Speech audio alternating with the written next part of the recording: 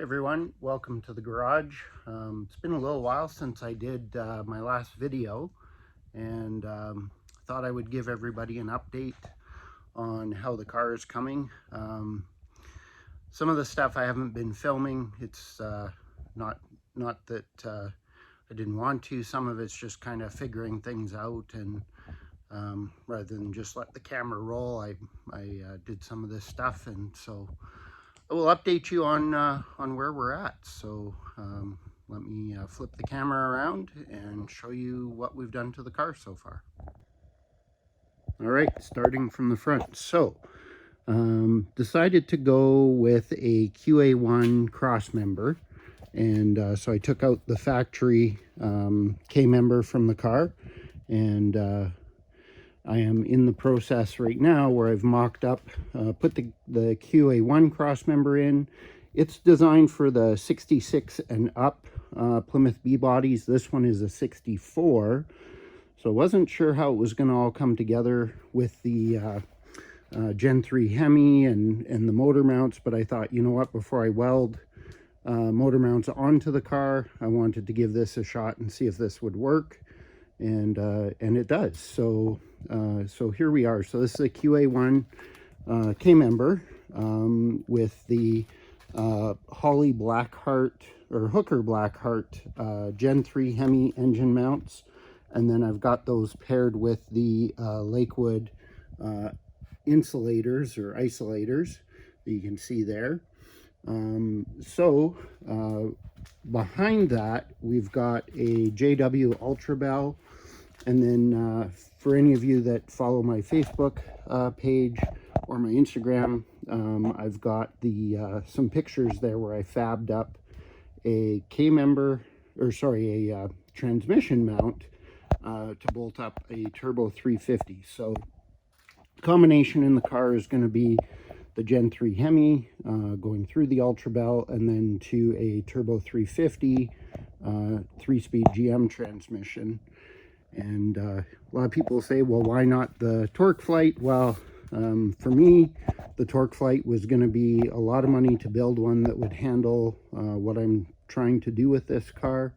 And I just felt better going to the Turbo 350. For a little bit less money, you can build it to be a little bit more reliable transmission. So that is what I'm up to there. And then, as you can see, all the suspension's out of the car. We're going to be putting a full QA1 suspension in it. I didn't want to paint the front end of the car, the engine bay, until after I got all the mock-up done and figured out exactly how the engine was going to sit, where it was going to sit, and whether or not I'd have to weld in motor mounts. So the next stage for this is to take the motor transmission back out, finish addressing the engine bay, get it all painted, get the car rocker guarded underneath, and then that will be it for painting and bodywork type stuff on the car for a little while as we move into more assembly. As you can see, car's fully painted and it's masked off right now because sometimes I'm clumsy and I just wanted to make sure nothing bumped into the car or scuffed the paint. So car is wrapped with just an automotive grade sort of a vinyl tape that goes over the paint but doesn't harm it in any way, and is easily removable with no residues. So we've got that. Roll cage, roll bar is painted, as you can see.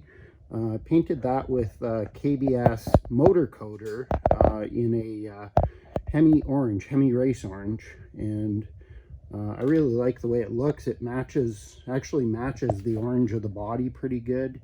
And then yes, you can see drips on the black paint in there, but not to worry. All that's getting covered up with hush mat, sound deadening material. So I ran out before I could finish it, so I've got to get a bit more. But there is the hush mat installed, and so the sound deadening material's all in, and now we can start to lay stuff out for wiring the car. Built this electronics panel that mounted to the firewall, and it's spaced off the firewall about a 1/2 inch to 1 inch and that will allow me to mount the electronics and not poke 1,000 holes into the firewall of the car. So relays, everything like that can all be mounted there without having to keep drilling into the firewall. So we got the hush mat all the way up to the underneath, so good coverage there, and pretty happy with how all that has come out so far. And then moving down the car, I addressed the trunk area. So this car used to have a fuel cell that actually was cut into the floor. The new fuel cell is going to sit on top of the floor with only the sump sticking out.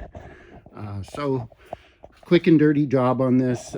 This car is not a factory restoration, so I wasn't worried about, you know, cutting out the entire floor pan and making all the little ribs line up and stuff. But I did take the time to weld in new pieces of metal just to keep the floor fully engaged, strengthen it as much as possible.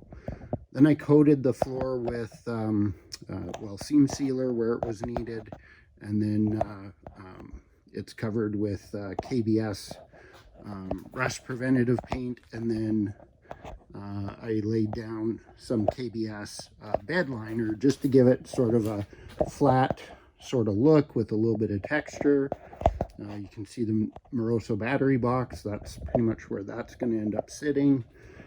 And then just kind of a shot of the car with the nice orange color.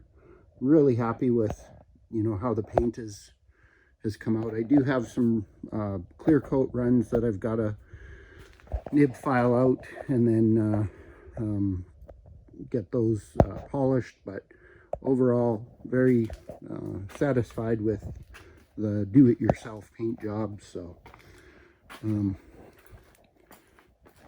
so that is what it's looking like so far, and the garage is a complete disarray as I start to try to figure out where all the parts and pieces are for the car to put it back together and to keep going. So just working right now on fuel cell. This is a fuel cell I've had for forever and a day. It actually has a pinhole leak, so I'm going in and doing a cleaning process right now, and then I'm going to be using a tank sealer to coat the inside of the fuel cell and seal up any little pinholes it's got in the welds, and then put it back together and get it in the car. So that is what is happening in the garage. So lots of stuff going on. Here's my table of disaster. This is all kinds of parts and pieces for the car. There's the seats for the car, and yeah, pretty crazy. So for some of the next stuff I do, I'll roll the camera and do some more time lapses of some of the work going on as I get myself more organized with it. But